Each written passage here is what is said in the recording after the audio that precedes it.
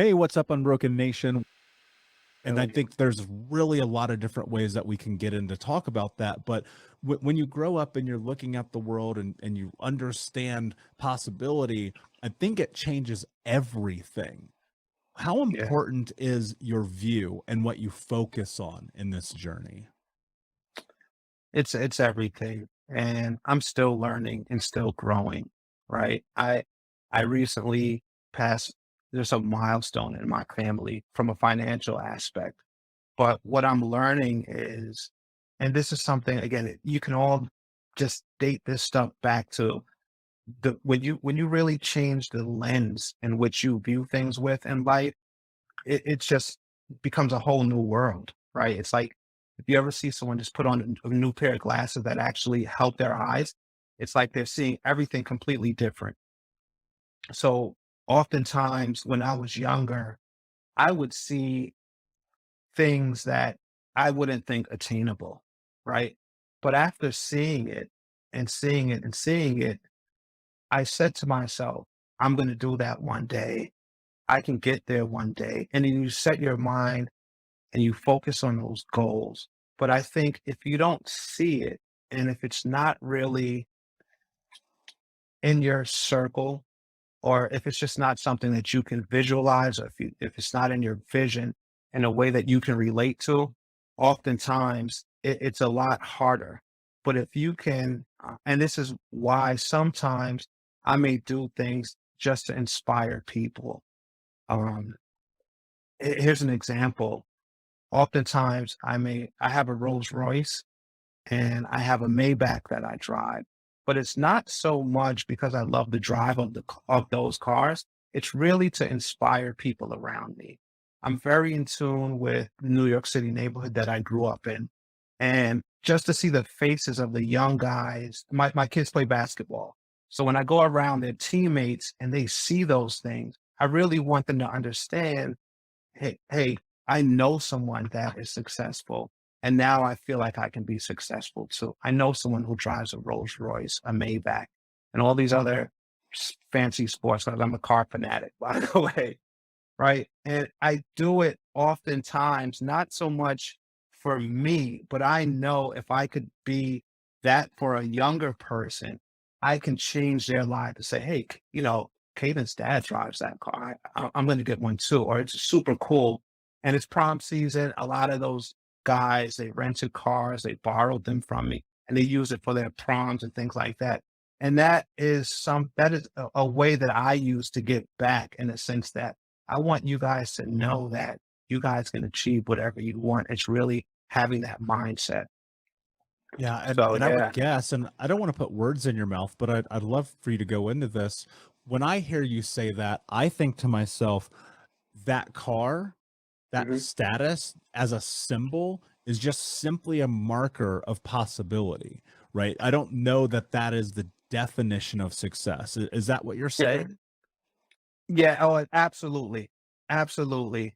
So for me, seeing things, and as the older I got and the more I got around successful people and the more I got around people whose mindset was very different or more advanced than mine, the more I believed I could do these things. So it's all about possibility. It's all about me showing kids and individuals in those neighborhoods that it's possible. And it's possible from someone that looks just like you, right? I came from where you guys are. I wanted to really touch on corporate social responsibility a little bit today.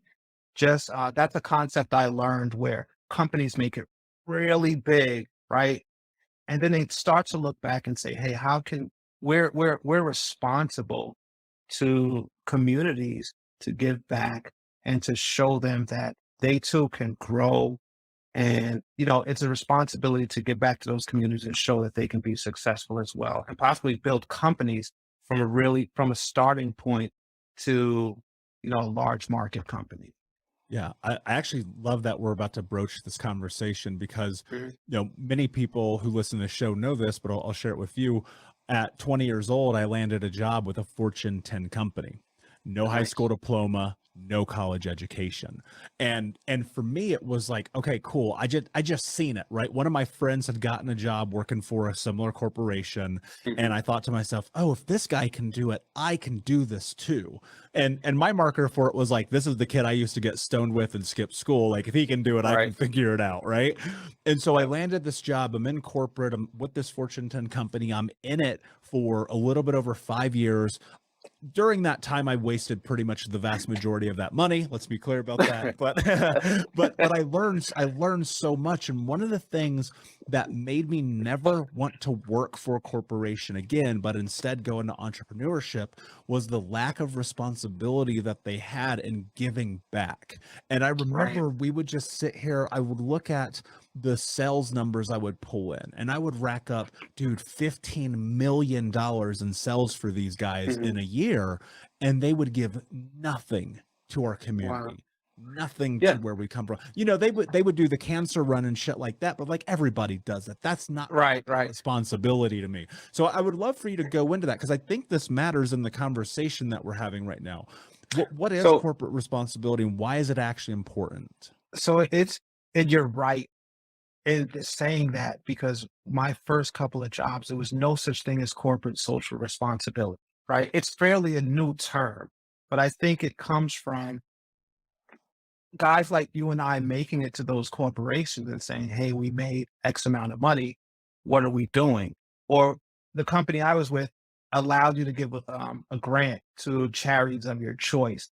And I was just saying, "Hey, like $4,000, we're a $1 billion company. Is there anything else we can do?" Right. So I drag those companies out to events, to basketball events, and have them maybe change the rims in certain neighborhoods. I had a company, I don't know if I could say the name, but I had a company repave uh, parks in the neighborhood that I grew up in. And it's a initially corporations weren't doing it, right? And they weren't as involved.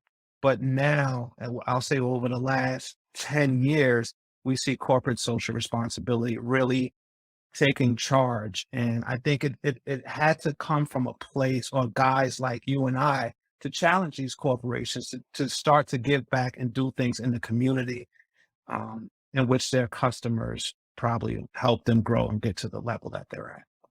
Yeah. Why is that important though? Because I think that a lot of people, I would say probably the vast majority of people listening to the show are not Mhm. entrepreneurs, as is Right. really most of the country.